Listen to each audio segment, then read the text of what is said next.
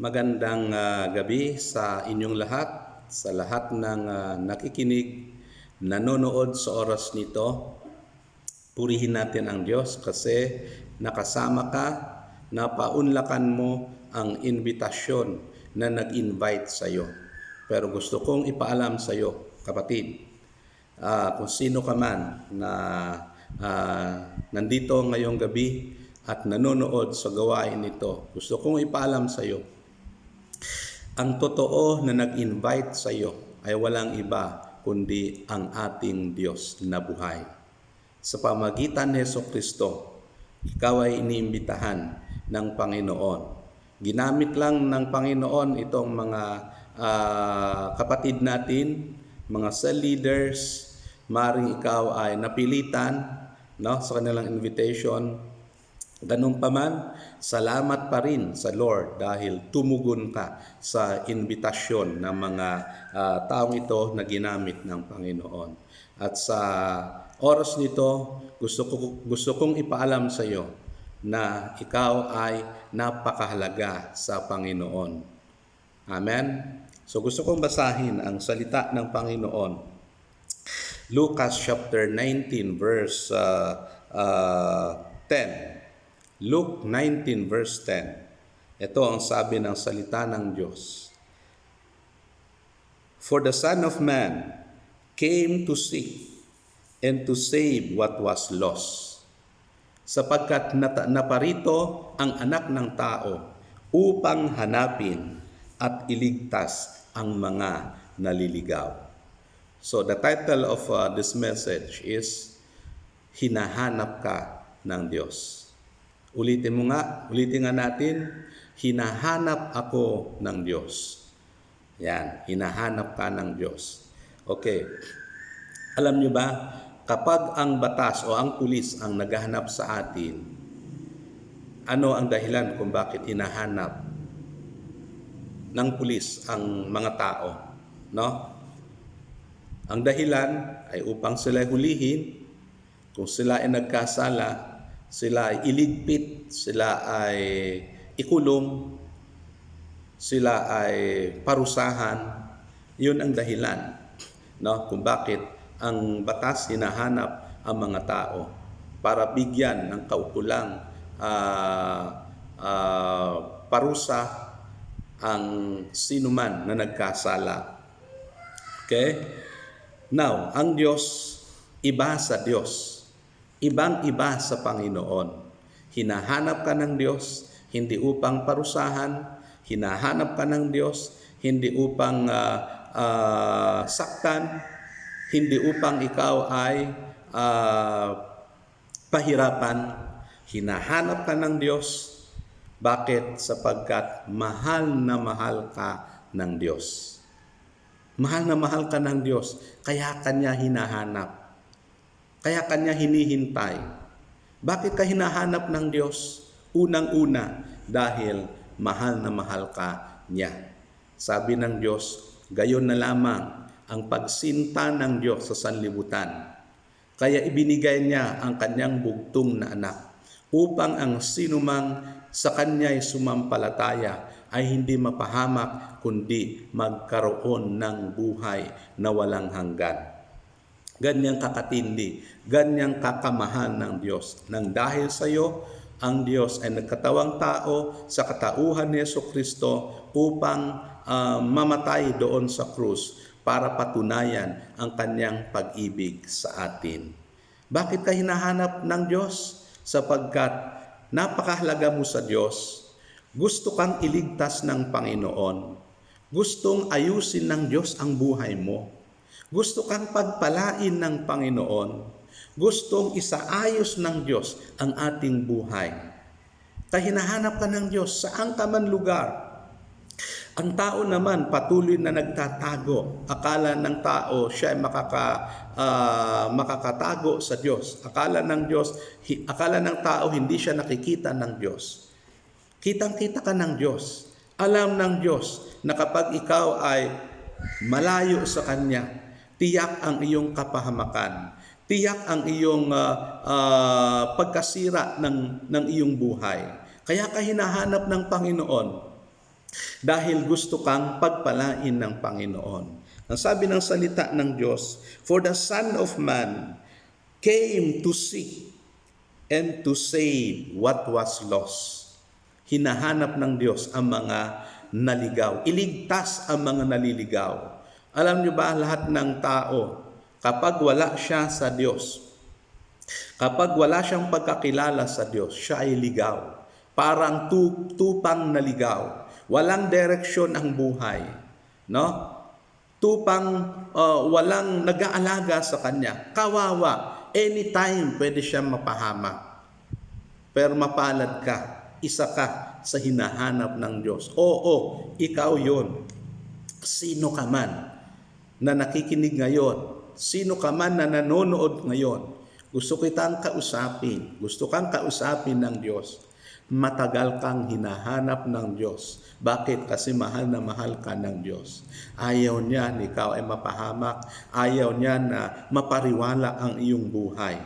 Ayaw niya na ikaw ay mapapunta doon sa kapahamakan. Ayaw niya na ikaw pumunta sa impyerno. Kaya nga, dahil sa mahal ka ng Diyos, ginawan ng Diyos ang lahat ng paraan para sa iyo. Naparito si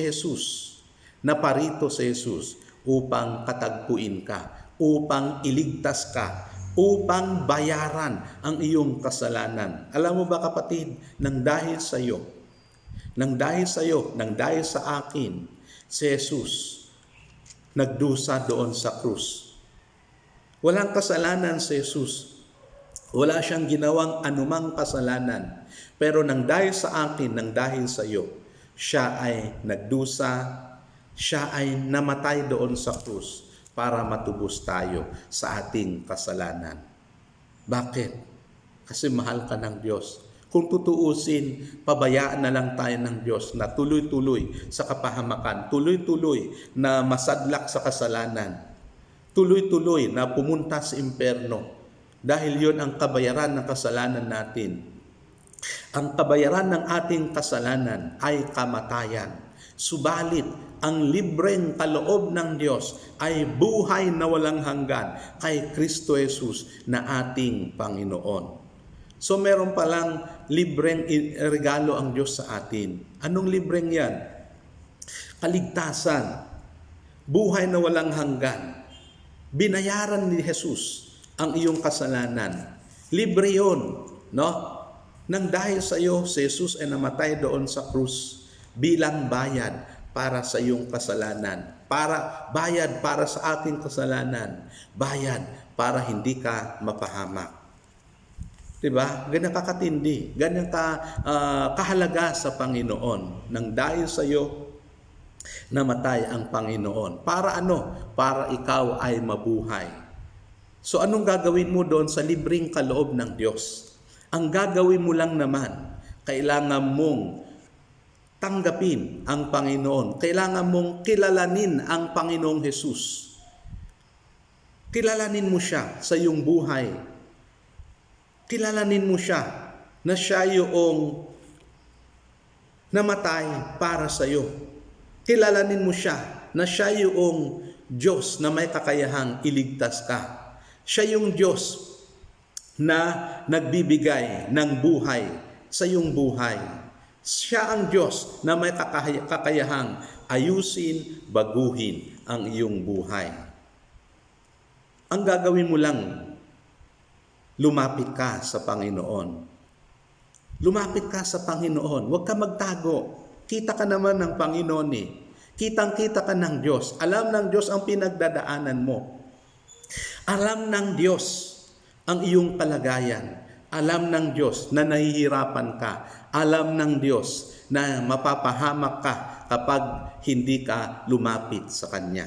Kaya kung ako ikaw, ang pinakamainam na gawin mo sa oras nito, lumapit ka na sa Panginoon. Kita ka naman ng Diyos eh. Kaya ka naman hinahanap ng Diyos. Hinahanap ang puso mo. Hinahanap ang kapasyahan mo ngayon. Pagpasyahan mo na, lumapit ka na sa Panginoon. Matagal kang hinihintay ng Panginoon. Matagal kang iniimbitahan ng Panginoon. Kaya sa oras nito, hindi aksidente na nakasama ka sa ganitong gawain. Hindi isang coincidence na ikaw ay napasama sa ganitong gawain. Ito ay itinakda ng Diyos para sa iyo. Ito ang panahon, ito ang oras, ito ang moment para sa iyo. Hinahanap ka ng Diyos upang gawing kanyang anak. Upang gawin kang anak ng Diyos. Anong gagawin mo kay Jesus? Kumakatok siya sa puso mo. Nakikiusap siya. Kumakatok siya. Kung pagbibigyan mo lamang siya, papasukin mo sa buhay mo. Anong pangako? Ililigtas ka ng Panginoon. Sabi ng John 1:12, ngunit ang lahat ng nanalig at sumampalataya at tumanggap sa Kanya, pinagkalooban niya ng karapatang maging mga anak ng Diyos. Amen. Gusto mo bang maging anak ng Diyos? Hanggat hindi mo tinatanggap ang Panginoon sa buhay mo, hindi ka pa rin anak ng Diyos. Pero sa oras na pagpasyahan mo ngayon, sasabihin mo, salamat sa Diyos, matagal pa niya akong hinahanap. Matagal pa niya akong gustong iligtas ng Panginoon. At sa oras nito, nais ko pong ibigay, nais ko pong tanggapin si Jesus sa aking puso bilang Panginoon at tagapagligtas. At anong pangako ng salita ng Panginoon?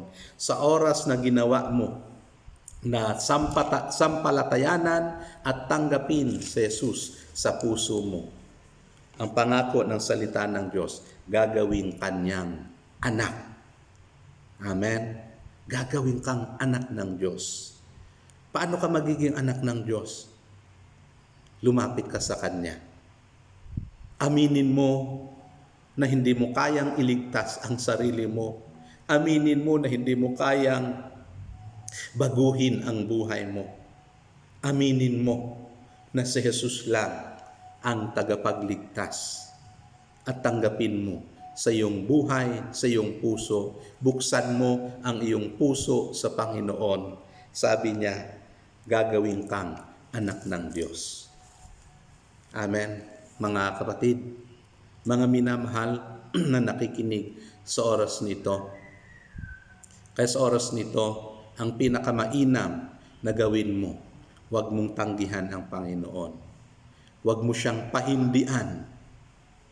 Huwag mo siyang tanggihan.